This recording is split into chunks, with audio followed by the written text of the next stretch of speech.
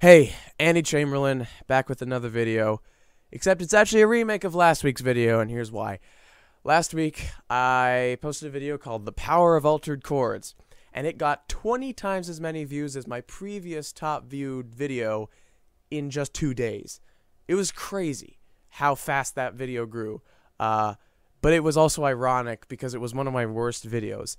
It actually wasn't technically about altered chords, it was just about interesting chords, and I also did not very effectively show what I was doing on the piano. You could barely make out what I was doing, and in the end, when I actually did show useful information, like here's a sus4, here's a sus2, here's what the chord symbol is, it was on the guitar, which is not as easy to pick out what I'm actually playing, and this video is to set that right.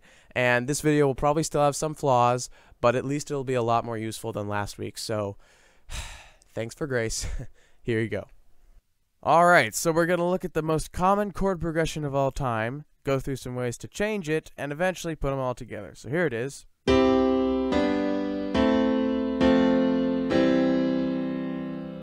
Yeah, you've heard that before, right? Now, sometimes that's what you want, but sometimes you want a bit more variety. So first we're going to look at the minor 4 and why it works. The minor 4 in C major is F minor, and it's called the 4 because F is the 4th note of the C major scale. 1, 2, 3, 4, right? Here it is with the progression.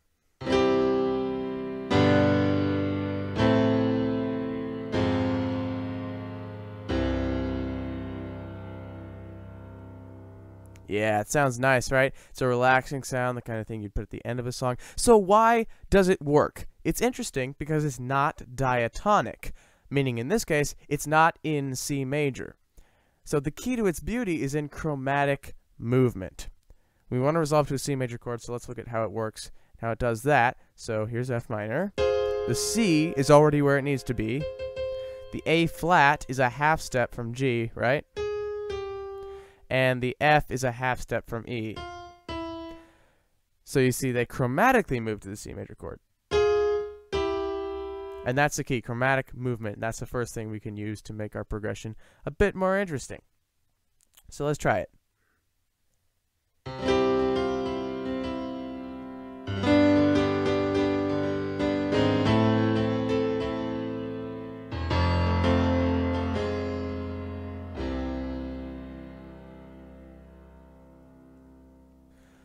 Alright, so next, sus chords. Sus stands for suspended, and here's why. Here's a sus chord. That's C sus4, but it's actually also F sus2.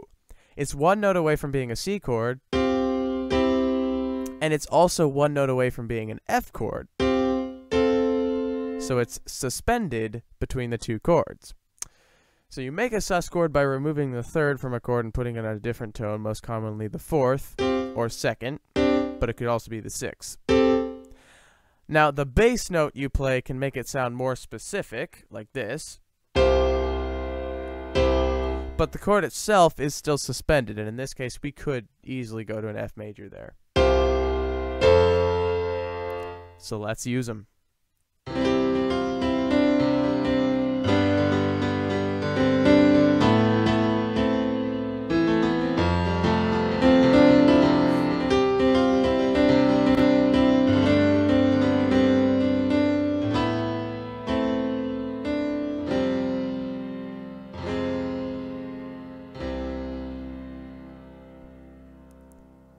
Yeah.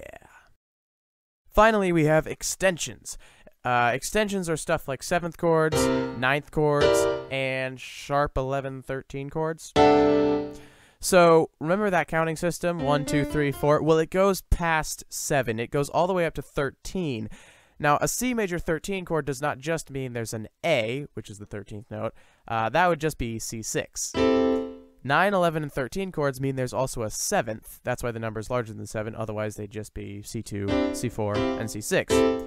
But they're not. They're C9, C11, and C13. Now, one quick tip. You heard how those sounded kind of wrong. If you're using an 11th or 13th chord and it's not sounding right, this might be why. For major chords, you might be getting this. The reason is this. that's a minor ninth, the same harmony as, yeah, you don't want that, right? So make that 11th sharp, and then you get a nice, beautiful chord again. With minor, you'll get it on the 13th. So instead of this, there you go. One last thing, and that is that you can put practically any major or minor 9 chord next to another 9 chord, and it will sound good. The outro to this video will be part of a tune I made by randomly pasting major 9 chords. Just randomly pasting them. So you'll hear that. Now, let's play the progression with all 3, extensions, sus chords, and chromatic movement. Let's make it sound good.